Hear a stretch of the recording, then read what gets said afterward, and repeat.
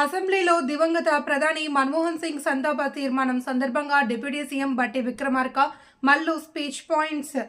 ఎందరో పుడతారో మాయం అవుతారు, కొందరు మాత్రమే ఈ భూమిపై మానవీయ పరిమళాలు వెదజల్లుతారు. అందులో దివంగత నేత మన్మోహన్ సింగ్ ఒకరు. తెలంగాణ రాష్ట్రం ఉన్నంతకాలం మన్మోహన్ పేరు చిరస్థాయిగా ఉంటుందన్నారు.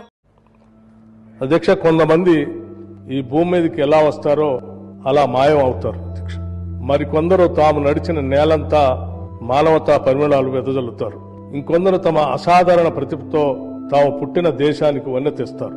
అటువంటి అరుదైన అసామాన్యమైన మహామనిషి డాక్టర్ మన్మోహన్ సింగ్ గారు.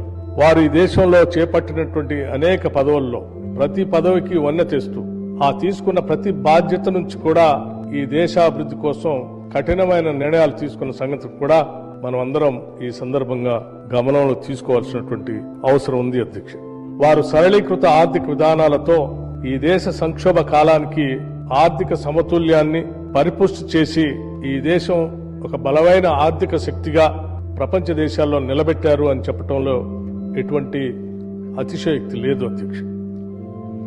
గ్లోబలైజేషన్ కానీ లిబరలైజేషన్ కానీ లేకపోతే ఈ దేశానికి సంబంధించి గ్లోబల్ ట్రేడ్కి ఈ దేశ ద్వారాలు తెరిచి ప్రపంచంలో భారతదేశాన్ని గొప్పగా నిలబెట్టినటువంటి ఒక గొప్ప ఆనాటి ఆర్థిక శాఖ మంత్రులుగా దేశ ప్రధానిగా వారు తీసుకున్న నిర్ణయాలన్నీ కూడా ఉపయోగపడుతున్నాయని చెప్పడంలో ఎటువంటి సందేహం లేదు అధ్యక్ష.